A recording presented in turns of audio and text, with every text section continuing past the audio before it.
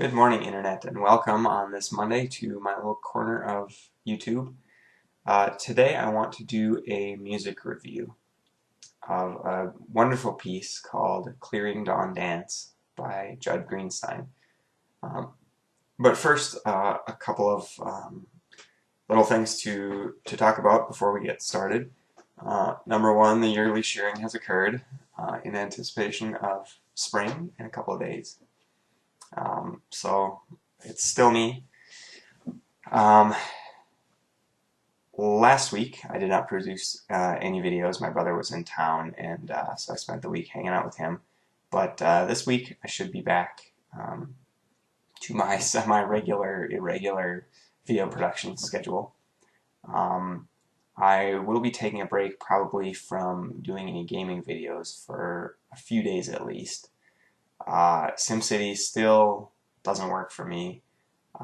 It disconnects, it crashes, it actually is causing my cable modem to reset itself, which seems totally impossible. I don't know how that can happen, but if it's not causation, it's extremely tightly correlated.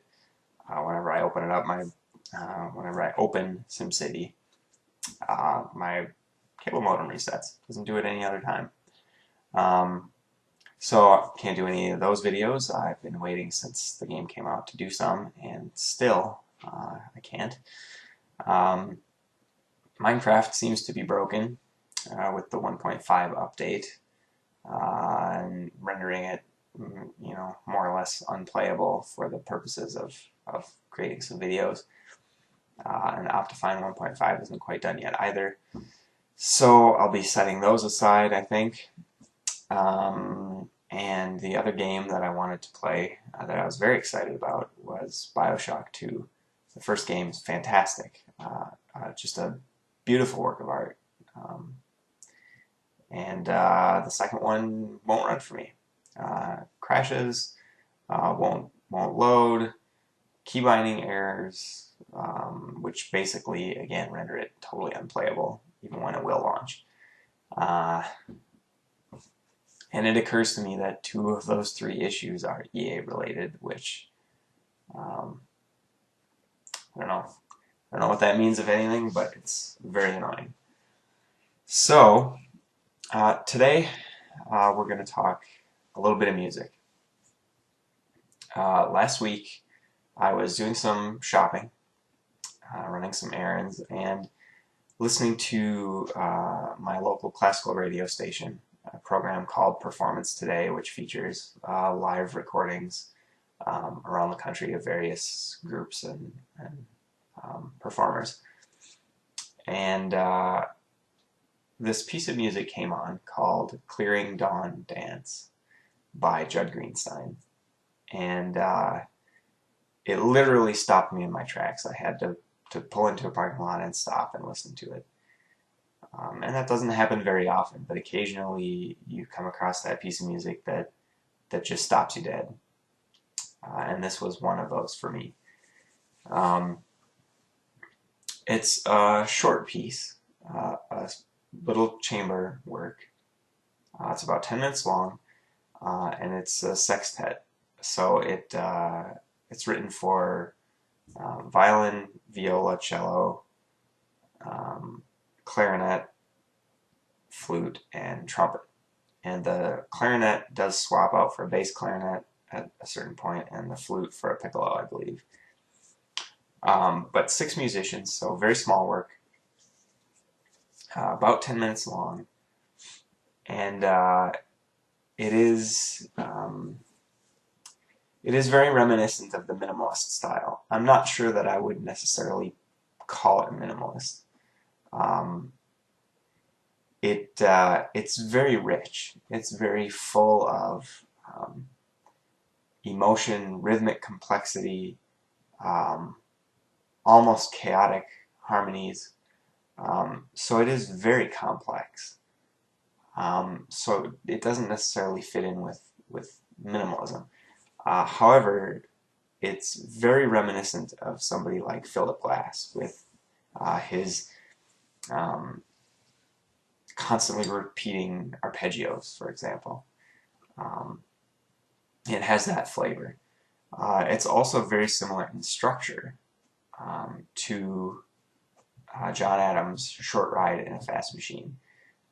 It's constantly in motion. It's constantly moving forward. There aren't really moments of rest.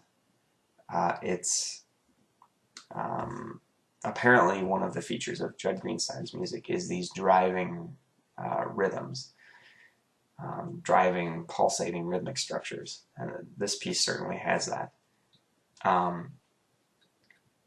But it's very, very personal work. It's very small. It's very easy to access.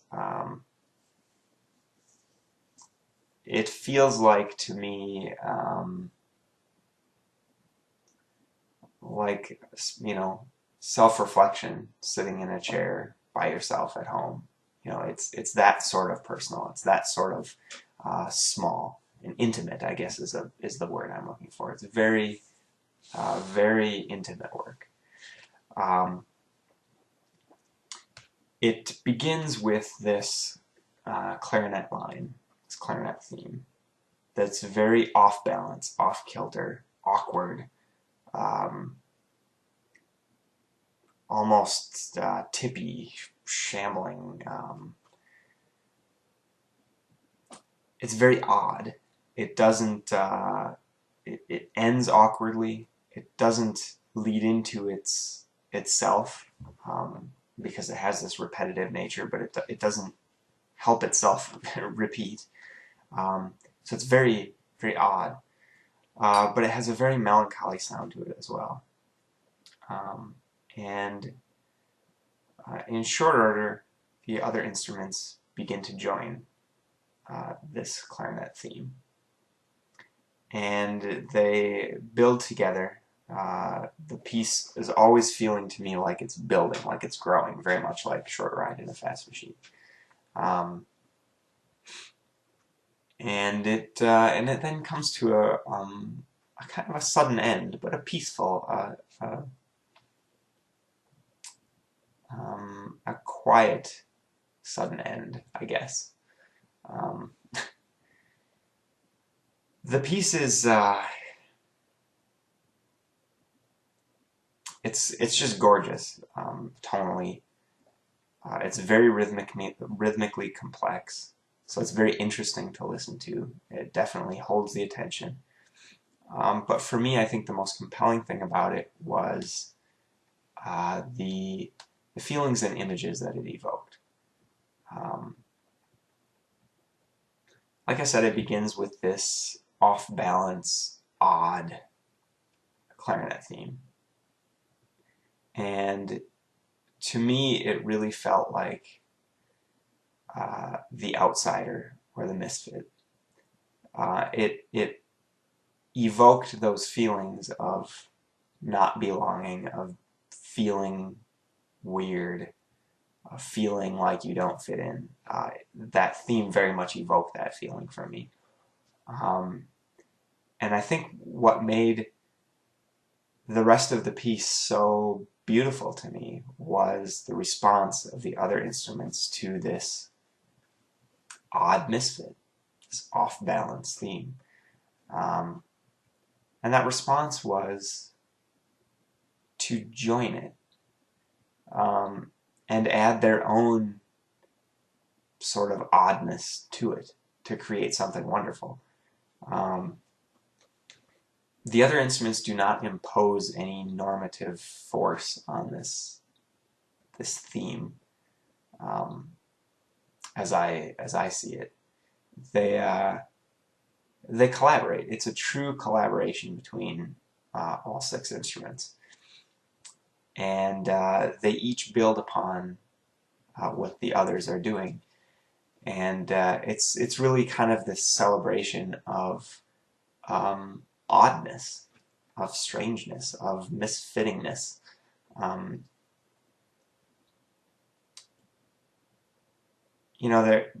It occurs to me that the idea of normal, the idea of a standard, in this sense is really kind of a fictitious one. Um, Normal for humans is really a theoretical average of all of the weirdness that all of us actual humans have. And none of us is normal. None of us will fit into that average because that average actually doesn't exist anywhere. And so this piece really isn't about us misfits versus those, normals. This piece really feels like a celebration of the strange particulars of each of us and how when woven together with great skill, those little quirks, they just create something stunningly beautiful. So that's kind of the story of this piece of music to me. I really don't know what the composer's intention was, or what this piece means to him. I really don't know. But those are all the feelings that it evoked in me. And I found it to be a beautiful story, as well as a very pleasant piece of music to the ear, and a very interesting piece of music for the mind to think about. So I will put a link to a performance of this piece in the description, played by yMusic, I believe also of New York, where the composer is from. This piece was written specifically for that group, so the 6 people you see playing are the 6 people this piece of music was written for specifically. So I'll put that in there. Please listen to it. I just found it a wonderful experience, so I hope I can share it with some others. If you have any of your own reactions or thoughts, I would love to hear them. Please leave them in the comments. That would be wonderful to hear. Anyway, I think I'll leave it at that. I should be back tomorrow at least with another video. And hopefully I can come up with something interesting for tomorrow with our lack of gaming content probably for a few days. So I guess I will wish you all a wonderful Monday, and I will see you next time.